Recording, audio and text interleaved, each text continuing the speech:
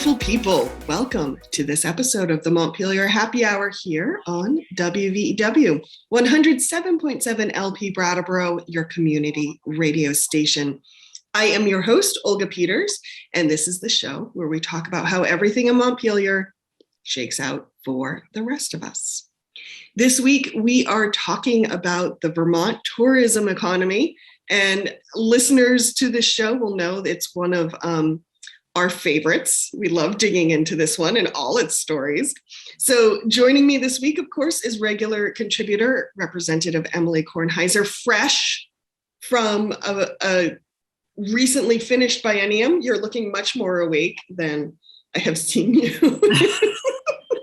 Thanks, Olga. I don't know if I'd call myself fresh, but it is certainly recent off a new finished biennium. Good to see you. Good to see you too. And also want to welcome to the show Ann Wallace Allen. She is a reporter for 7Days out of Burlington. That's where 7Days is. That's not where you are. But we are so glad you can be joining us today, Ann. Thank you, Olga. It's so good to be here. So just for some of our listeners' edification, before we dive into the conversation, I went to the Agency of Commerce and Community Development's website and looked at some of the tourism and marketing numbers and data that they keep. And some of this I knew, some of it was new to me. Tourism is a $3 billion industry in Vermont, according to the ACCD, supports about 30,000 jobs or 10% of the Vermont workforce, one of the biggest industries in the state. And we welcome approximately or more than 13 million visitors every year. This was interesting to me because we're down in the ski area, Ann, Emily and I. And so I didn't realize summer is the busiest season as far as visitors go. And most of our visitors are from Massachusetts, and then kind of counting down New York, Connecticut. And this was very funny to me. New Jersey and New Hampshire was both 7% of visitors. And I just found it very funny that New Jersey and New Hampshire would have the same amount of visitors. I don't know, that amused me. So there's just kind of a very quick rundown on the very top level numbers for the industry. I would love to start with you, Emily, and just say, you know, as a lawmaker, when you're sitting in the State House and conversations come up around tourism, because it seems to hit almost every sector. You know, there's ag tourism, there's maple syrup, there's ski areas, there's outdoor recreation, there's the attracting remote workers, which is another fun one. What does the story sound like in the State House?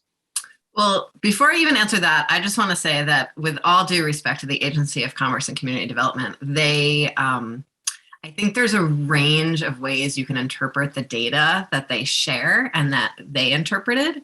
You think? And their numbers might be a little bit larger than some other economic analysts might come up with.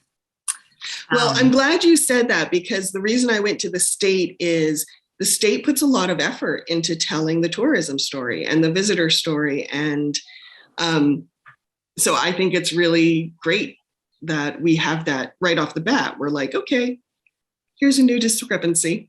Mm-hmm. Yeah, I mean, I think, you know, and we can talk about sort of what, one of the ways we sort of talk about impacts on economy is sort of like what the magnifying effect or what the ripple effect of something is. And I think how far out you count the tourism economy and what that means for the jobs or the not jobs that come from it, or the good point economic impacts that come from it are interesting. We also have between the first and the second highest rate of second homes or non-primary homes in the country. And that's, you know, a large piece of Vermont's history. And those folks are counted as tourists too. And some of them come here for, you know, the entire summer and live in Marlboro, and their grandparents and their great-grandparents have all come and lived in Marlboro and gone to the music festival and done whatever else they do. And then there's sort of, you know, the folks who have a condo or a condo equivalent at Mount Snow and come here, you know, a few times a year, or Airbnb their properties and come here once a year. So, But to actually answer your question, what it makes me think of is right out of college, I started a career in international development. And that was like pretty immediately post-Soviet, building post-Soviet economies. And sort of bringing, newer, better capitalism all over the world. Fascinating way to start one's career. And a big part of what I was involved in quite a few times was smaller countries of fairly remarkably well-educated folks having really intense global economic pressure to sort of save their economy or spark their economy through tourism. And there's been sort of various iterations of that globally over the last 40 years, 50 years. And, we talk about ecotourism, and now we're talking about agritourism. And, I think Italy does some agritourism to sort of, spark their more rural areas. Certainly we do.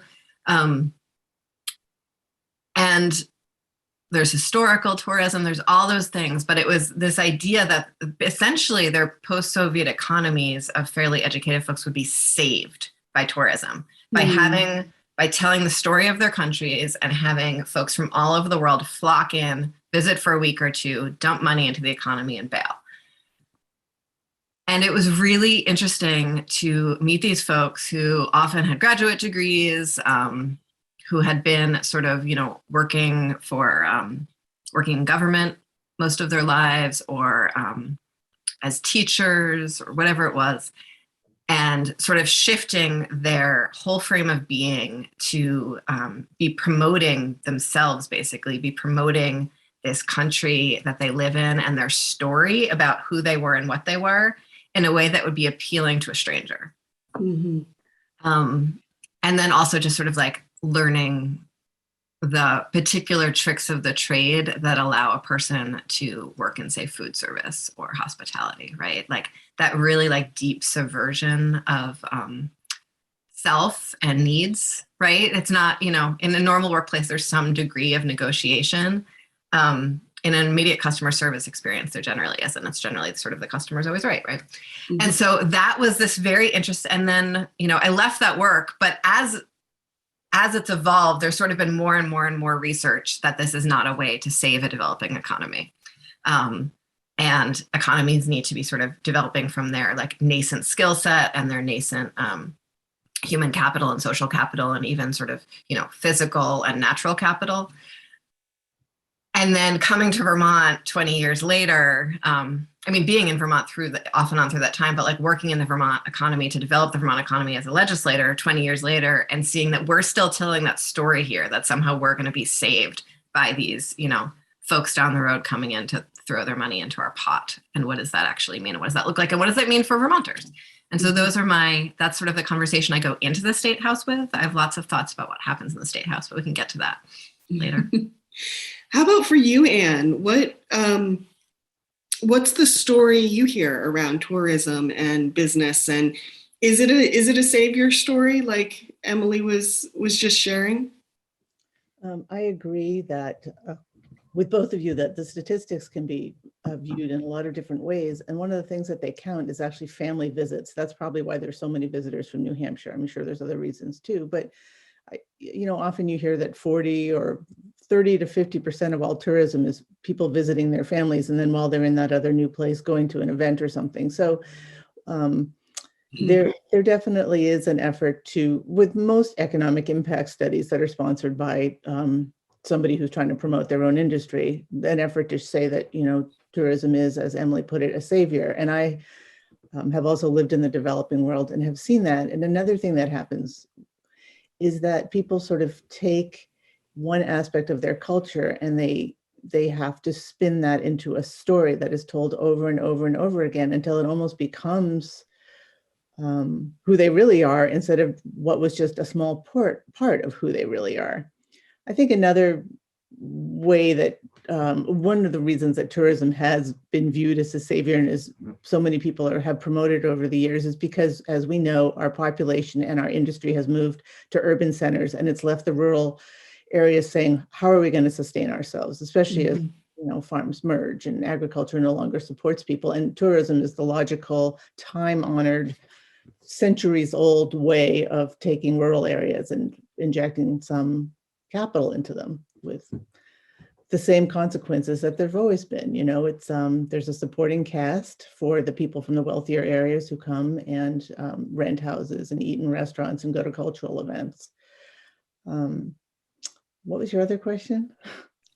When you're out reporting on Vermont and its economy and its jobs, what are the stories you're seeing? Like, growing up in Windham County with the Deerfield Valley is where I grew up, like tourism was a sacred cow. You don't bash tourism, because what if the visitors decide never to come back? So that's the story I kind of grew up with. So I was just curious about what else you're seeing, and how it's shaping what you cover.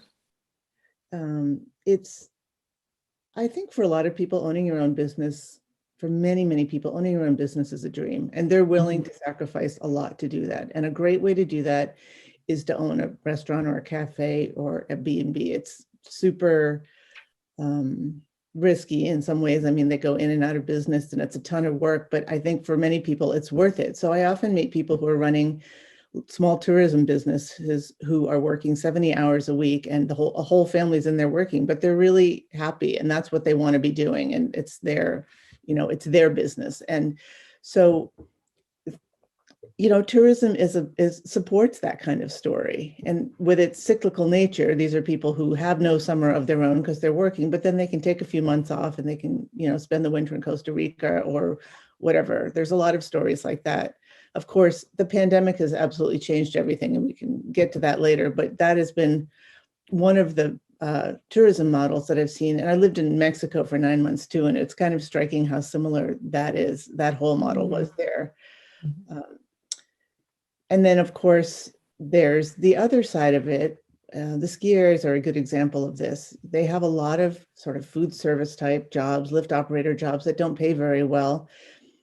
And again, that fits into some people's lives really well, because they can work in the winter at ski areas and then they can work at the summer at whatever else. But it also means that there's a large population of people who aren't making very much money, who usually can't afford to live in the resort towns. And that raises not only a whole host of new problems, but also kind of we see this in ski areas all over the country, where you end up with a town that has only second homeowners or business owners, and all of the people who work in the businesses are living an hour away or are living in a house with 16 people in it. And that's something that I know Emily and her colleagues are trying to figure out in terms of like making affordable housing more available. But it's a consequence of tourism for sure. And it doesn't just, in those communities where folks are living in, or the folks who work in a community don't live in a community. It's not just that the community that they're working in is basically, empty of people who are investing in it on a day-to-day basis, in terms of volunteerism and government and all those things. It's also the community that people are leaving to go to work doesn't have folks who spend enough hours in it to get it done. I think, pre-pandemic, working downtown in Brattleboro, there's such an incredibly vibrant interaction between folks who are living and working there and like volunteering there and going out for like, it's just a fully living, vibrant town where people both live and work. It's a very different thing. And I think one of the stories that we tell about Vermont and its volunteerism and its devotion to community and what makes it work and all of those things, and essentially even part of what we sell to tourists, is something that's only possible if people have time to really be anchored in their homes. Sure. Interesting. There's towns like Woodstock, which is half an hour away from Killington, but also is just a tourist destination in its own right, that have been really, really, really smart about trying to address that, because they have a lot of their houses, like their village is dark at night because people from California own a house in the village, and they're only there 2 weeks a year, and the rest of the time it's It's just either retired business executives or nobody walking around. And so they have a local option tax, 1%, and they use that for an economic development fund that they have taken to improve their downtown to attract tourists, yes, but also to come up with ways to help provide housing options for regular people whose kids go to the school, or, firefighters, teachers, things like that. But Woodstock is a town that has the means to do that. A lot of the small towns that are being emptied out don't, for various reasons. Woodstock has a lot of very wealthy people. Somebody gave them $500,000 just to start a fund to help people with their down payments on their homes, working people. Other towns, so some towns are finding workarounds, but none of them are like truly sustainable in regular towns. Mm-hmm. I think what my concern with tourism is, on an economic level, is we have towns that, this is just my term, their economy is basically a mono economy. That just like way back when you had the one mill or the one car plant and the factory store, it's kind of that, and that lack of economic diversity just, to me, feels very fragile and very unsustainable.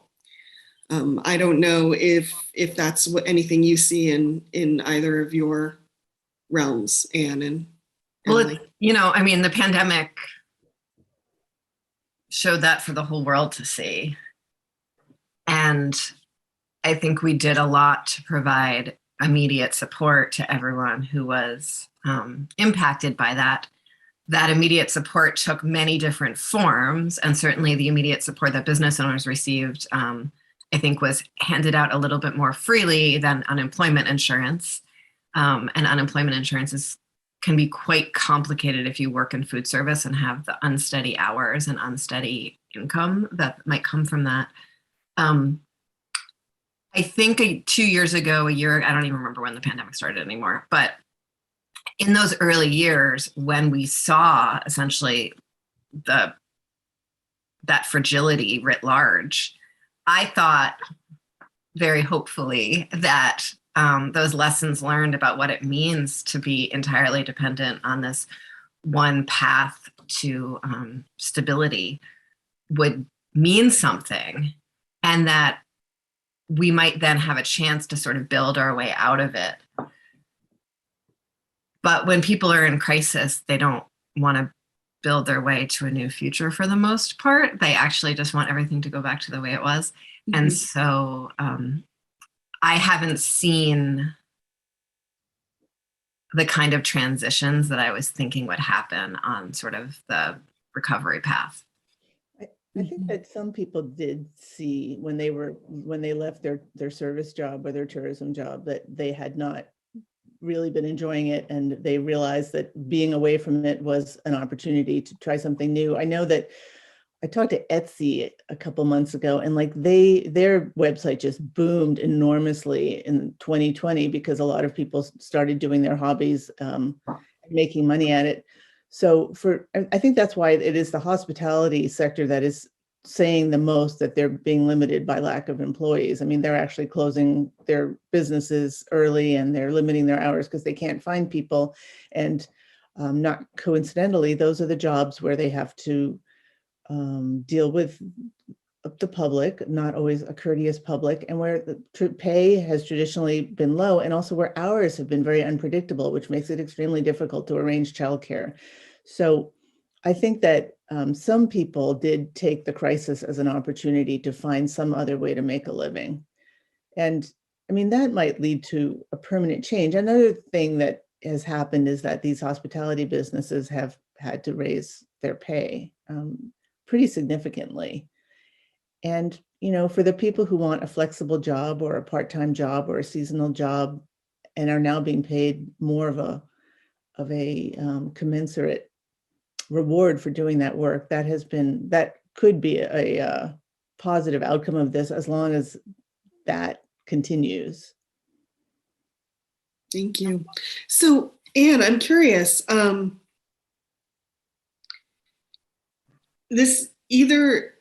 curious, how do you feel the tourist industry or economy, however you want to say it, shapes policy, either at the local level or the state level? Oh boy, where do we begin?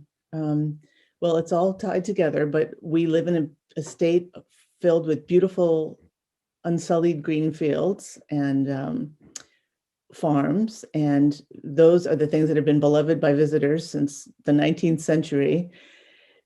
And I think that some of the state environmental policies and also tax policies reward leaving land open, which I enjoy a lot. I think that tourism plays a role in Vermont's planning process. The state of Vermont, has emphasized density in town centers and has tried to discourage sprawl, which is better for the environment when it works out the way that it can. And I know that our state's sort of curb appeal to visitors is in the back of people's minds when they're looking at how they want to structure and encourage development or discourage certain types of development. It's inseparable from our efforts to clean up Lake Champlain. I think people who live in Vermont and love the lake want to clean the lake up because it shouldn't be polluted. But I also think that Lake Champlain is kind of a jewel of that region and is a huge draw for all kinds of visitors from Canada too. I mean, so much of our policy is tied to our image of ourselves as an agricultural state, as a rural state with traditional New Englandish town centers, and you see that in so much of our policy making. Mm-hmm. Emily, did you want to say something? Yeah, and it's interesting. There are different sort of flavors of the tourism that policy can promote or push. So I really appreciate, Anne, how you highlighted the parallel. It's so interesting that I don't have to think like a million thoughts a minute anymore, and like how much my brain has slowed down in the last week. So I'm trying to like even just grapple with what it means to have a slower brain right now. So excuse me. How it sort of a lot of the environmental work that we do and what environmental priorities went out are about sort of, we talk about a working landscape, but a working landscape and working lands and a working landscape can mean very, very different things. Mm-hmm. And the particular one that we choose to highlight and to invest in policy-wise is definitely the one that lines up with sort of the bucolic trademark Vermont vision. Even the fact that we are, the emphasis on saving the dairy industry rather than transitioning the dairy industry is a lot about, we have teams of researchers at UVM that actually, research how much our dairy industry sort of makes Vermont as tourism rather than as dairy. And then there's the sort of the spirit from the ski hills. And when we were doing redistricting, I became very fascinated with just this idea that, so Stratton and Snow became one district in our last redistricting. That's the district that Laura Sibilia sits in now. And what it would mean to have sort of one less ski mountain representative in the mix. Yeah. And then Heidi Sherman, who represents Mount Snow, sorry, not Mount Snow, excuse me, Stowe, they rhyme, who represents Stowe and has been, I'll even call her a vicious representative for Stowe, for good and for bad for that community, is stepping down and not running again. Mm-hmm. And so it's really going to be, it's very interesting to think about how the legacy and sort of the internal lobbying on behalf of the ski industry, which is in some ways, very different industry than the more sort of scattered tourism that we might see in the Kingdom or in the sort of the towns, the non-ski towns surrounding Brattleboro. And how that lines up with this really intense consolidation of the ski industry that, like, at this point, we can't even pretend that those dollars are going to Vermonters anymore for the most part. I mean, and like that Vermonters can even afford to access those mountains. I mean, it's like, it's a full farce at this point. Those maps are completely consolidated. The money is going out of state. The prices are going up. The parking prices are going up. Like, there are very few Vermonters that can afford to ski regularly anymore. It's true. And so what that sort of pressure is, and it's not just, those representatives, there's entire, there's chambers of commerce that surround it. There's downtown business associations that surround it. There's a really significant network of lobbying energy that goes into continuing to tell that Vermont trademark story, both in terms of sort of what Vermont should look like, which lakes we should clean, the pollutants, the water pollutants on the east side of the state are totally different than the ones on the west side of the state. And we only care about the ones on the west side of the state. And then there's, it's this really interesting mix that sort of carries us forward.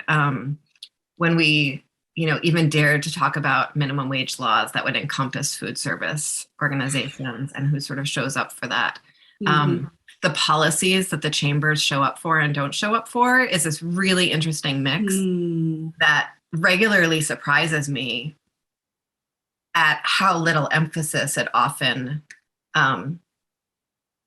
contains about sort of manufacturing or other companies. Like, it's really tourism interests for the most part by all of our chambers, including the bigger chambers. And that's that's also really interesting to me. And that can also mean that they care about housing, and all of a sudden the Vermont Chamber of Commerce wants to they're my only ally in shutting down the short-term rentals.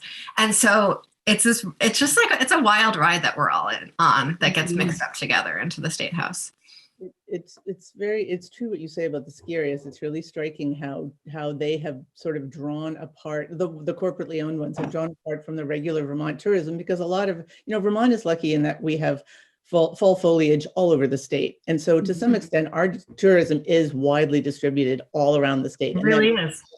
You have people who are regular people driving here to check out the leaves. You have people renting camps, and there's still, affordable ways to come and visit Vermont and see the leaves and things like that. But it's true, the ski areas have kind of, they became corporately owned very quickly. We still have some local ones like Bolton, and they don't even bother to return journalist calls. They're in other places. They're in British Columbia, they're in Colorado, and they are big businesses that are thinking of, who are sort of bringing a very different way of doing business to the state. I don't know if you guys heard, but Stowe is also doing high occupancy vehicles lanes for, it's not lanes, but this is what we had in DC. Like, if you had 3 or more people in your car that you got to park for free, and they're doing something like that too, as they try to struggle with the overcrowding on the mountain road in Stowe.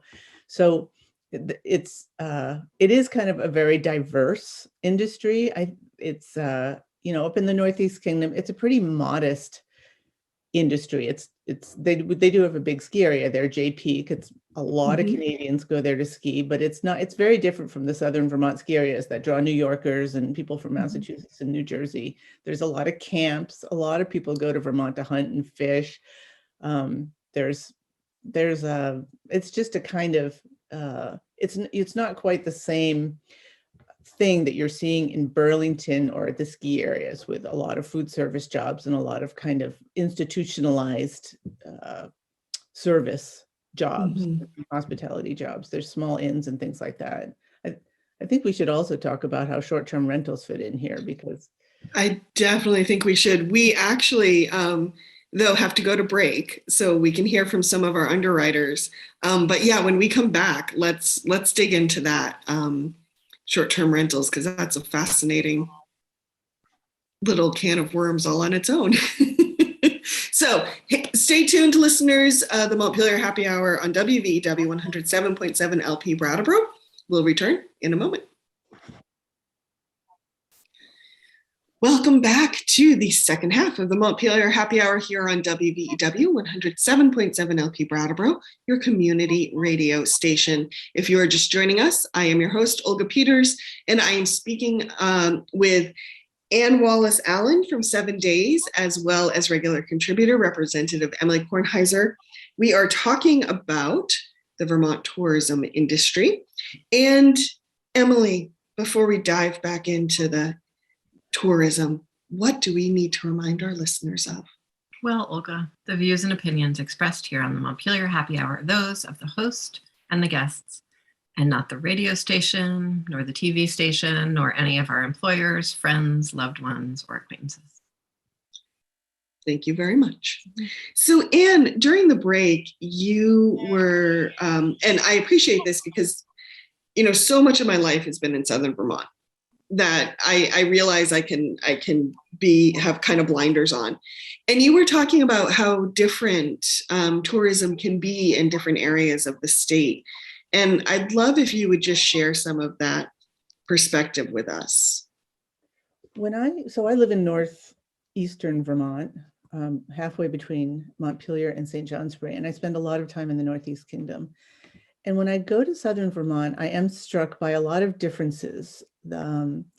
Your tourism seems a little bit more focused on ski area type visitors, or there seems like there's a higher concentration of visitors from the urban areas who drive vehicles that stand out in Vermont.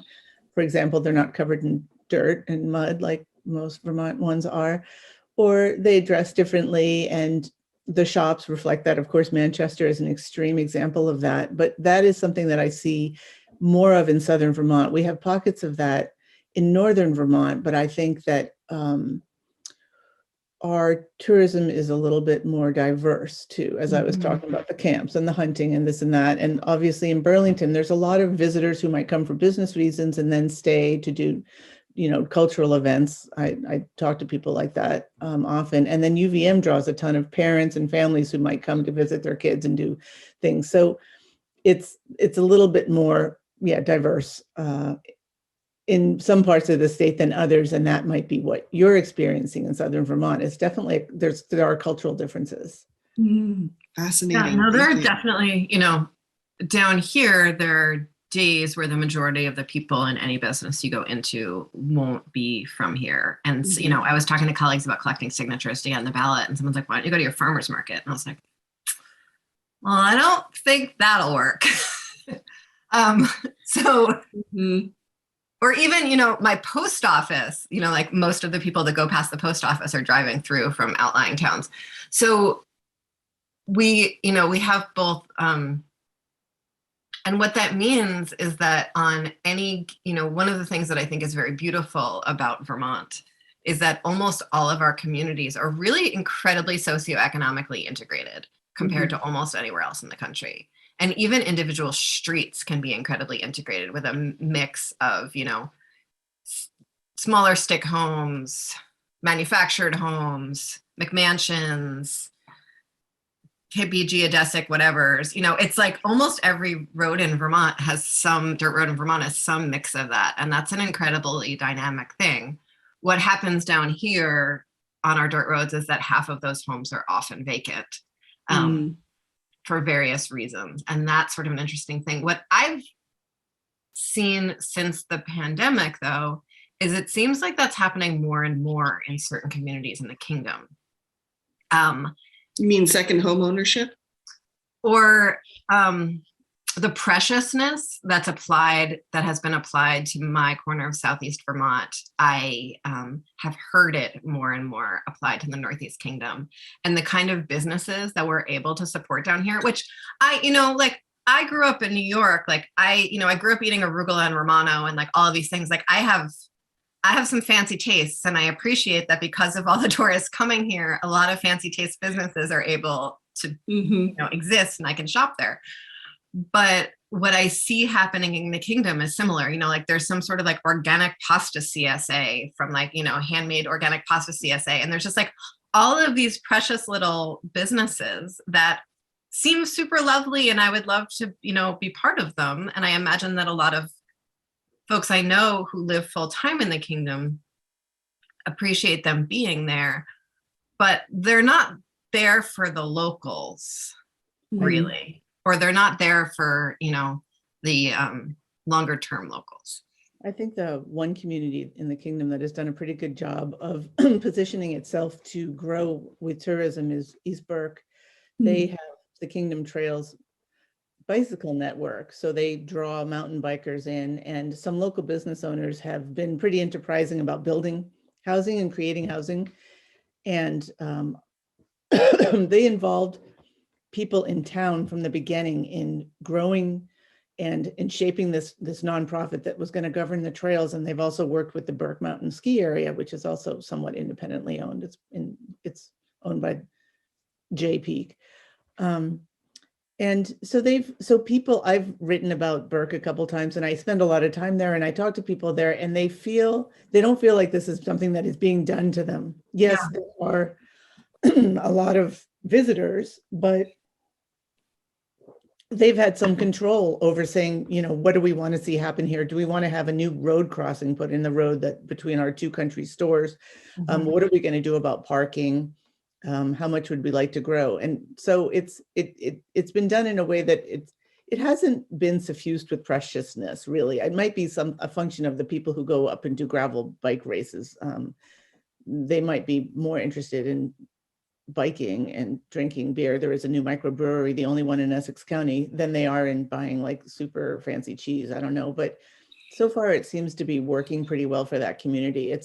You notice like all of these fancy bikes and people who, with out of state license plates and things like that, but you don't have that same effect that you have in some of the southern Vermont towns and in the ski towns here of crowds of people or of lines or things like that. And they're also being very conscious about growing sustainably and not getting too big for the area, because they know they can't build new roads up there. They can't handle more than a certain amount of traffic.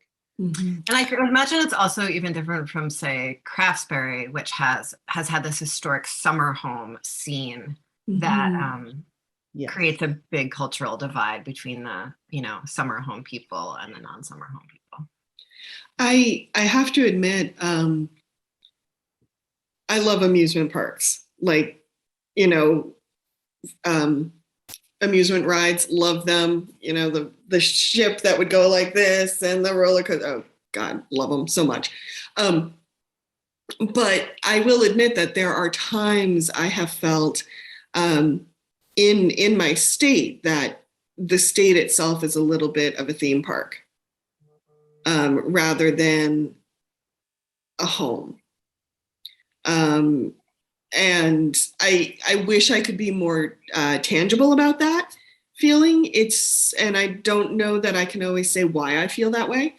But I'm just bringing that up because I really appreciate this conversation and just hearing how different parts of the state, how tourism is showing up differently in different parts of the state. Well, I think one piece that results from us sort of, right at the beginning of the show, Anne, you talked about how we sort of sell ourselves to ourselves with the story that we've sort of perpetuated. And, like Vermont's been doing this for 100 years at least. It's really good at it. And with whiteness, right? It's been, we've been selling whiteness to white people for a long time, though we are trying to change that now. But I think one thing that results from it is that we wind up, and, I see the national media doing this about Vermont and also doing it about other rural places. It's not sort of specific to Vermont. But we wind up sort of selling the story about what a Vermonter is or who a Vermonter is, that then comes home to roost. And so when I was waiting tables here when I was 20, and I remember folks coming in and being really like incredibly rude and dismissive and disrespectful to me. And then finding out that I was here for college and I was actually from where they were from. And all of a sudden, everything changed. Mm-hmm. And the fact that I was able to sort of code switch and could see their reaction to that told me so much about the stories that they were carrying when they showed up here. And that so many Vermonters are sort of experiencing just that one story, not the one that, happened when they code switched. And I think a lot of the people can sort of, really make it work in some of the communities that are even more sort of extremely tourist than here in Brattleboro do that code switching in order to sort of maintain their self-respect through the work.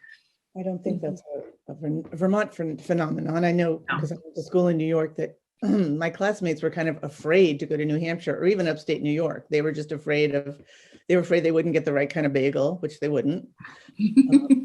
But they were also just afraid of people who looked different from them. And so that's kind of just a cultural thing that, I mean, that's the case in the other countries I've lived in too, you know, sort of the native people versus the visitors, and the native people, the visitors are conscious that they have more money and more opportunities in some ways, and that also makes them feel sort of vulnerable.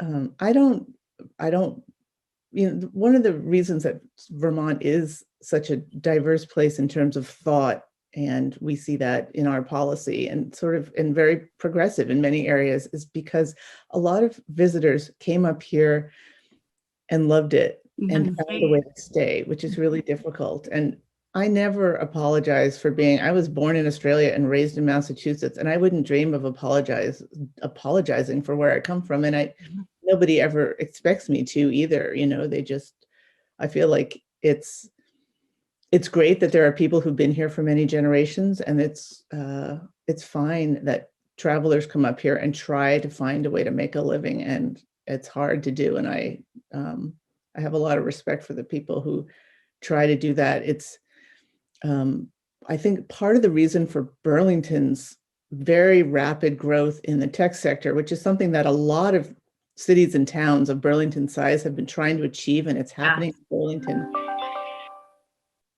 is because people want to live here, and they're willing to accept some higher cost of living and some higher taxes and regulation in order to keep their company in Vermont and to try and help their employees move to Vermont.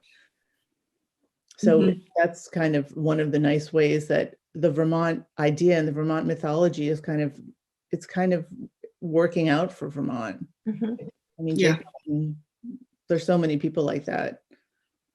I agree. That is one part of the brand or the tourism and economy that I do appreciate, is how it can attract people. And there was something else you said, Anne, and I'm sorry, I lost my thought. Emily, anything else you want to add? Or if not, I'd love to switch to short-term rentals. I just want to sort of really agree with you, Anne, except for if you ever run for office, trust me, someone will want you to apologize for not being born here. But I think that's a really powerful part of how Vermont is capable of change and evolving and having new ideas and new humans. And that's how people get here, is visiting once and wanting to stay. And all that we're able to offer to the people who live here because of this sort of false density that's created from tourists coming in. And I appreciate all of those things. I think that there sometimes is a danger of people coming here with sort of the story of Trademark Vermont and then living here and being able to exist in a bubble to a degree that they never actually realize what's happening for their neighbors. And that's true all over the country, that people are living in their own bubbles. But it's an interesting sort of part of when there's a big flood of folks here, like is happening now, or what happened in the 60s with sort of like, you know, the hippies were able to stay in their own hippie bubble for the most part and not really fully integrate. It creates a lot of cultural upheaval, which is for, you know, good and not, and is just what happens. It's an interesting piece of it, though. I also think, and this I think will really inform our short-term rental conversation, what's fascinating to me, I think, and is probably much truer in the ski areas or say a Manchester or Woodstock, places that are even more touristy than Brattleboro, is the degree to which folks who are tourists or second, you know, long-term tourists, you know, non-primary homeowners, think that they have a political voice here and manage to get a political voice here.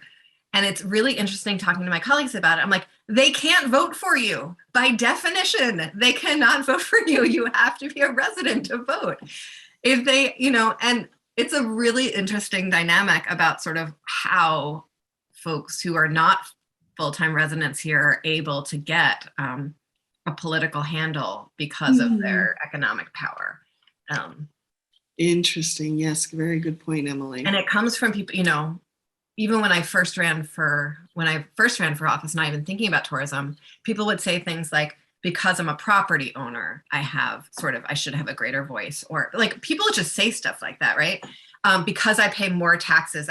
There's really like a belief inside people's hearts that I think goes fairly unexamined, that the more taxes you pay, the more sort of like voting power you should have, or the more leverage you should have with your legislator.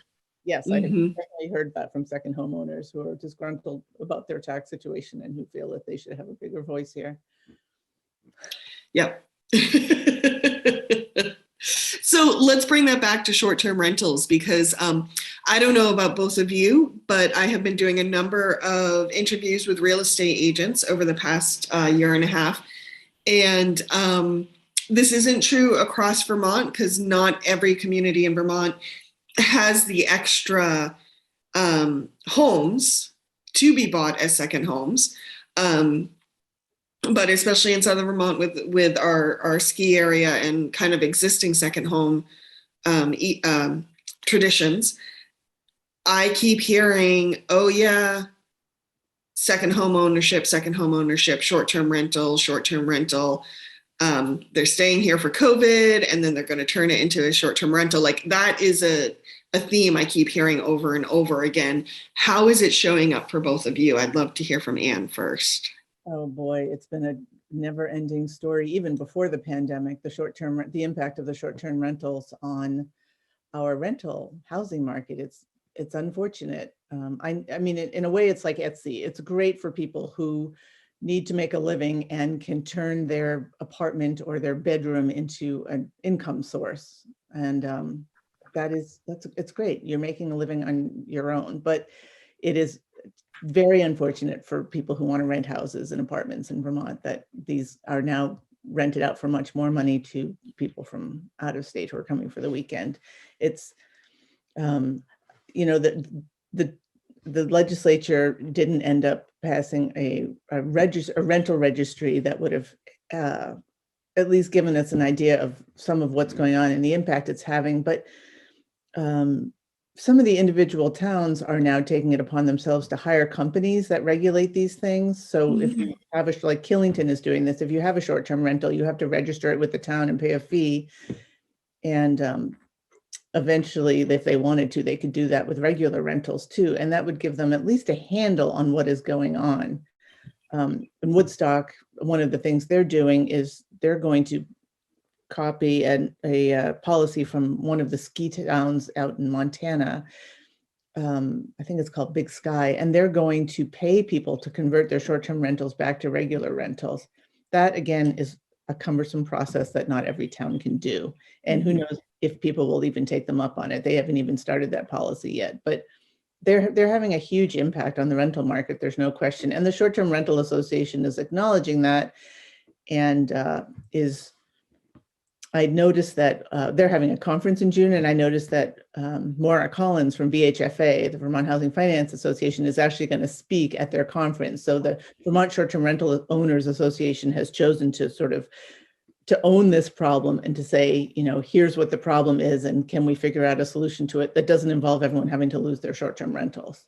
So I want to say first, look, I prefer staying in short-term rentals to staying in hotels when I'm traveling. Like, I want to name, and I don't think there's anyone who's listening to the show that doesn't know my like basic theory on short-term rentals, but I understand why people like staying in them. For me, it's like more private and cozier for the most part. I really love making my own toast in the morning and not having to talk to a stranger about toast. Like, I love that. I hate talking to a stranger before I've had some caffeine and some toast. So yep. Or they're great for families too, because hotels will have, right, you know, how many kids can be in a room and all that stuff. There was a real need and desire in the market that was fulfilled by Airbnb, and I don't want to pretend there isn't. And there are some folks throughout Vermont who, you know, folks who have basically emptied out the family home and can't find another place to move. folks with an apartment and an extra room who really need some extra income. There's a lot of folks who are doing that, I think especially at the beginning of the short-term rental boom, who were using it as a way of sort of just being able to stay in their own homes. At this point, I think there's enough research that that's the minimum of the folks who are doing that. In New York right now, there was just a study that a quarter of rentals have now become short-term rentals. Wow.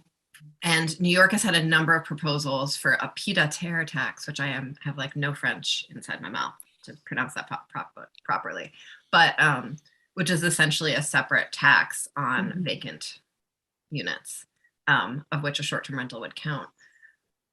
Where I get stuck in sort of two different places here. One, it's a hospitality business. Why not just regulate it as a hospitality business for the most part? Vermont has developed like a fairly significant regulatory regime that protects the brand of Vermont by ensuring that people who come here to stay have, health and safety codes and all of those things.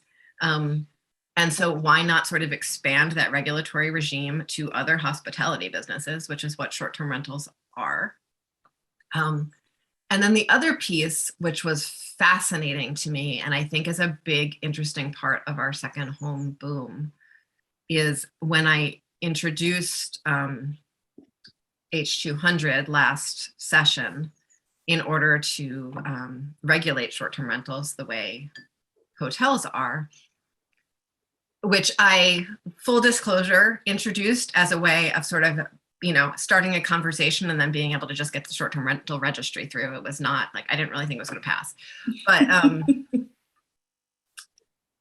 I received hundreds and hundreds and hundreds and hundreds and hundreds of emails from short-term rental owners all over the state who received, really intense scare tactic emails from VRBO and Airbnb.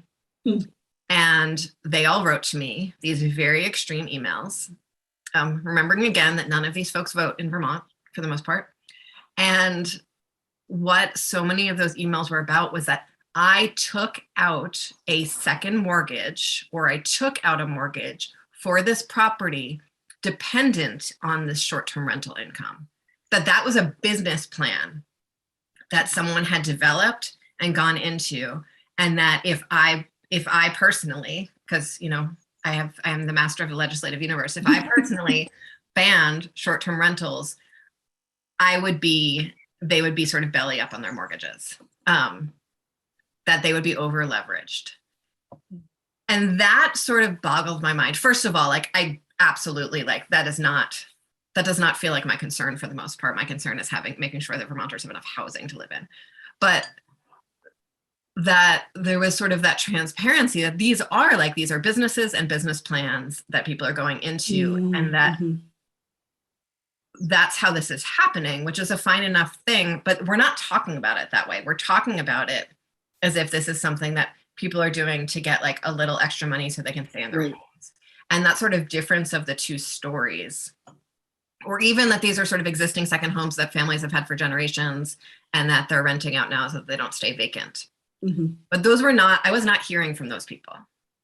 I was hearing from people who had taken on debt in order to do this specifically.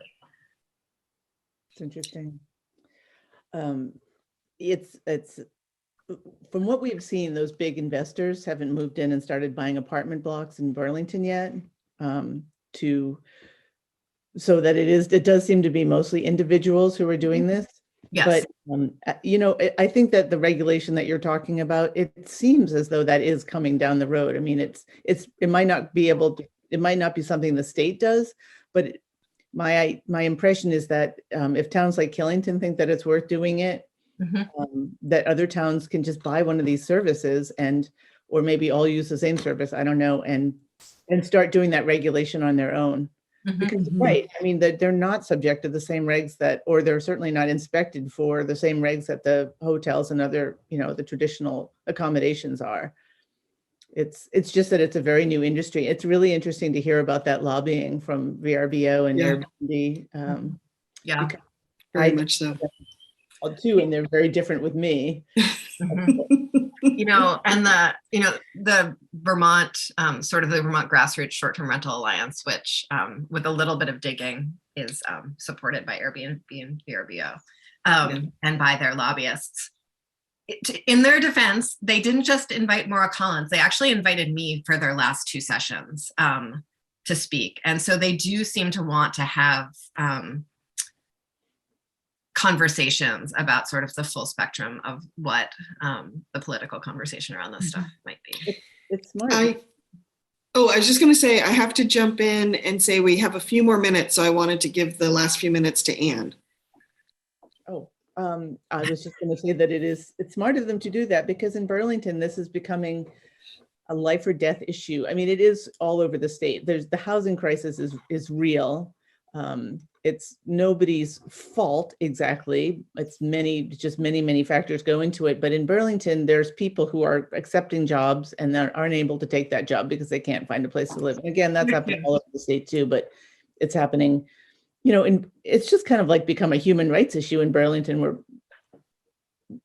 because the housing crisis there is so stark, and because the short-term rentals play such an obvious role.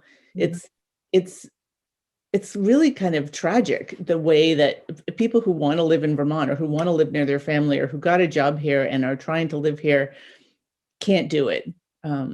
It's not the fault of short-term rentals.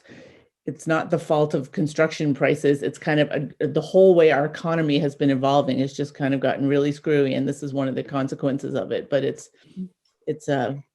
definitely a human rights issue, and for sure, short-term rentals are playing a part in that. I'm glad you're going to be at that conference, Emily. I'll talk to you. Oh, I wasn't invited this year. I was invited all the past years. Oh. So I'm planning on maybe crashing it with a couple colleagues. Well, Anne Wallace Allen from 7Days, thank you so much for joining us this week. Remind me, 7Days website. 7daysvt.com, and we just actually put out our tourism issue. It's our summer preview this week, which was yesterday. The paper comes out on Wednesday, so lots of tourism. Fantastic. So we can find that online as well. Yeah. And Emily, if people want to find more information on you, folks can go to emilykornheiser.org and get links to all the different ways to get in touch with me, and would love to have a conversation. And as always, you can find the Montpelier Happy Hour at WVEW 107.7 LP Brattleboro, your community radio station. You can also find it on Brattleboro Community Television. We thank them for their support, and wherever you find your podcasts. You can always also drop us a message at our Facebook page, the Montpelier Happy Hour. So everyone, have a wonderful weekend, and we will see you again next week.